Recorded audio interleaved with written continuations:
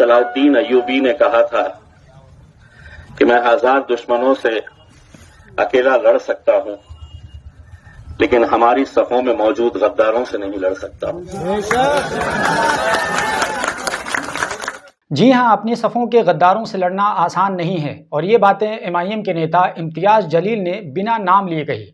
लेकिन समझने वालों ने समझ लिया कि बातें किसके लिए कही जा रही हैं, क्योंकि कभी कभार इशारे की भाषा भी इतनी साफ साफ बता देती है कि निशाना किसकी तरफ है। तो दरअसल महाराष्ट्र के चुनाव में इम्तियाज़ जलील को बहुत कम वोटों से हार का सामना करना पड़ा है, जिसके बाद सभी ने ये बात समझ ली कि इस भाषण में गद्दार कौन है।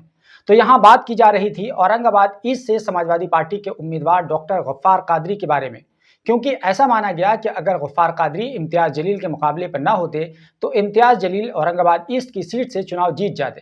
कारण अगर समझें तो यहाँ पर इम्तियाज़ जलील को केवल 2161 वोटों से हार हुई है, जबकि गफ्फार कादरी को 5000 से भी अधिक वोट मिले हैं। तो ऐसा माना गया कि गफ्फार कादरी को जो वोट हासिल हुए हैं उनमें का 90% वोट इम्तियाज़ जलील के खाते से खींचा गया है। और अगर गफ्फार कादरी और इम्तियाज़ जलील एक दूसरे के मद्दे मुकाबिल ना होते तो इम्तियाज़ जलील जितने वोटों से हारे हैं कमोबेश उतने ही वोटों से उनकी जीत होती और महाराष्ट्र की असेंबली में एमआईएम के एमएलए के तौर पर वो नुमाइंदगी कर रहे होते। लेकिन इम्तियाज़ जलील आखिरकार चुनाव हार गए और उनके इस चुनाव के हार जाने पर जितनी मायूसी इम्तियाज़ जलील को हुई है उससे कहीं ज़्यादा मायूसी और दुख उनके समर्थकों और कार्यकर्ताओं में देखने को मिली। हार के बाद लोगों की रोती बिलखती तस्वीरें ये बताने के लिए काफ़ी हैं कि इम्तियाज़ जलील की हार का क्या मतलब है। कोई बेसुध एक टक लगाए देख रहा है तो कोई गले मिलकर फूट कर रो पड़ता है और ये सब कुछ इम्तियाज़ जलील से बेइंतहा मोहब्बत की अलामत के तौर पर देखा जा रहा है। इम्तियाज़ जलील ने 91,113 वोट हासिल किए, जबकि उनके मद्दे मुकाबिल बीजेपी के उम्मीदवार को 93,274 वोट मिले और इम्तियाज़ जलील बिल्कुल दहाने पर पहुंचकर चुनाव हार गए। हालांकि इम्तियाज़ जलील ने हार के बाद अपने समर्थकों के बीच जाकर भाषण दिया और कहा कि हम केवल चुनाव हारे हैं, इत्तेहाद नहीं हारे हैं। इम्तियाज़ जलील ने अपने जज्बात पर काबू रखते हुए अपने समर्थकों को आगे की तैयारी की राह दिखा दी है।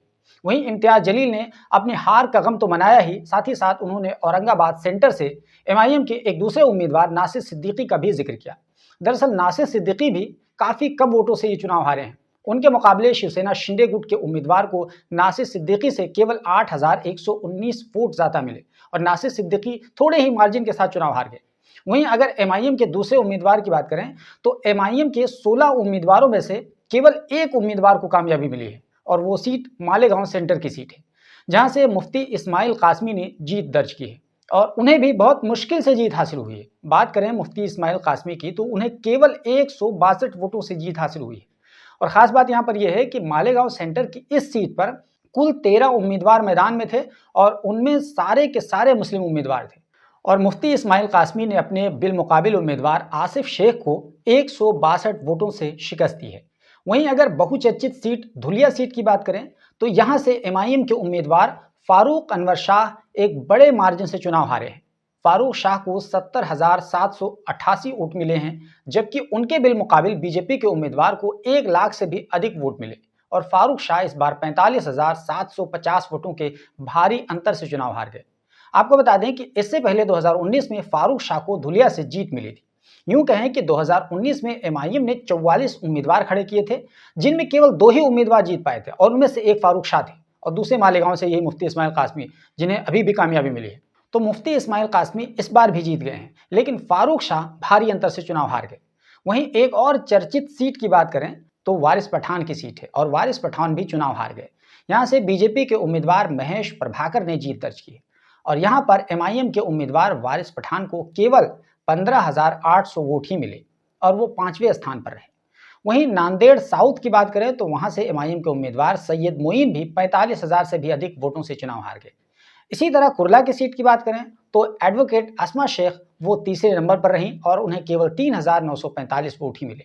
वहीं सोलापुर सिटी सेंटर की बात करें तो यहाँ से एमआईएम उम्मीदवार फारूक शाब्दी बीजेपी के उम्मीदवार से 48,850 वोटों से चुनाव हारे हैं। फारूक शाब्दी को 61,428 वोट मिले और वो दूसरे नंबर पर रहे। इसके अलावा एक और चर्चित सीट की बात करें जहां पर भी एमआईएम के उम्मीदवार थे। खास बात यह है कि मैं उन तमाम सीटों का जिक्र कर रहा हूं जहां पर एमआईएम ने अपने कैंडिडेट्स उतारे थे, बाकी और मैं किसी सीट का जिक्र नहीं कर रहा हूं।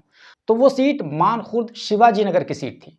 यहां पर भी एमआईएम के उम्मीदवार ने काफ़ी अच्छा परफॉर्मेंस किया, लेकिन यहाँ समाजवादी पार्टी के बड़े कद्दावर लीडर अबू आसिम आजमी मैदान में थे, इसलिए MIM का उम्मीदवार यहाँ पर चुनाव हार गया। यहाँ अगर अबू आसिम आजमी के अलावा कोई दूसरा उम्मीदवार होता तो MIM को उम्मीदवार आसानी से जीत सकता था। यहाँ से MIM ने अतीक अहमद खान को मैदान में उतारा था और उन्होंने 42,027 वोट हासिल किए और वो दूसरे नंबर पर रहे, जबकि अबू आसिम आजमी को 54,780 वोट मिले और वो केवल 12,753 वोट से ही MIM के उम्मीदवार से जीत पाए। यहाँ पर देखने वाली बात यह रही कि MIM ने जिन 16 सीटों पर अपने उम्मीदवार उतारे थे उनमें से कई सारी सीटों पर MIM के उम्मीदवार दूसरे नंबर पर रहे।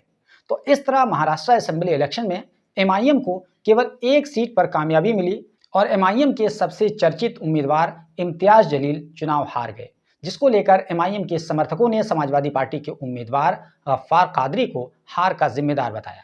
उसके अलावा अगर ओवरऑल शॉर्ट में पूरे महाराष्ट्र के नतीजों की बात कर लें तो महायुति अलायंस ने 288 सीटों में से 230 सीटें हासिल की हैं। उनमें बीजेपी को अकेले 132 सीटें मिल गई हैं, जबकि अगर बहुमत का आंकड़ा देखें तो 145 सीटें हैं। इसके अलावा शिवसेना शिंदे की गुट की बात करें तो 57 सीट इन्हें मिली हैं और NCP अजीत गुट की बात करें तो 41 सीट इन्हें मिली हैं। इस तरह इस पूरे महायुति अलायंस को 230 सीटें मिली हैं। वहीं अगर महाविकास अघाड़ी अलायंस की बात करें तो इस अलायंस के खाते में 288 सीटों में से केवल 48 सीटें आई हैं। उनमें शिवसेना उद्धव गुट को 20 सीटें, कांग्रेस को 16 सीटें, NCP शरद पवार गुट को 10 सीटें और समाजवादी पार्टी को 2 सीटें हासिल हुई हैं, जबकि अदर के खाते में 10 सीटें आई हैं, उनमें 1 सीट MIM की भी है। तो ये था महाराष्ट्र असेंबली इलेक्शन 2024 के नतीजों का एक मुख्तसर सा खाका और इस नतीजे पर अभी कई तरह के सवालात खड़ा किए गए हैं। शिवसेना उद्धव गुट के नेता संजय राउत ने कहा है कि ये महाराष्ट्र की जनता का मत नहीं है, यानी उनका मानना है कि महाराष्ट्र के इलेक्शन में धांधली करके इस तरह के नतीजे हासिल किए गए हैं।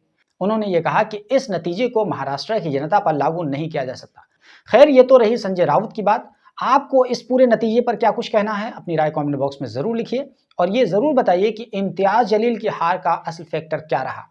इस पर आप अपनी राय ज़रूर दीजिए। बाकी अगर ये वीडियो फेसबुक पर देख रहे हैं तो हमारे पेज को फॉलो कर लीजिए, यूट्यूब पर देख रहे हैं तो हमारे चैनल को सब्सक्राइब कर लीजिए। और आपसे एक अपील है कि अगर आप में से किसी को बिजनेस न्यूज़ में थोड़ी सी भी दिलचस्पी है तो हमारा एक GB बिजनेस के नाम से चैनल है, हम डिस्क्रिप्शन बॉक्स में उसका लिंक दे देंगे। उस चैनल को एक बार चेकआउट कीजिए। अगर पसंद आया तो प्लीज़ हमारे उस चैनल को सब्सक्राइब कर लीजिए, सपोर्ट कीजिए। हम आपको भरोसा दिलाते हैं कि हम आपको क्वालिटी कंटेंट प्रोवाइड करेंगे। कुछ लोगों की वजह से यकीनन आज हमको नुकसान उठाना पड़ा है।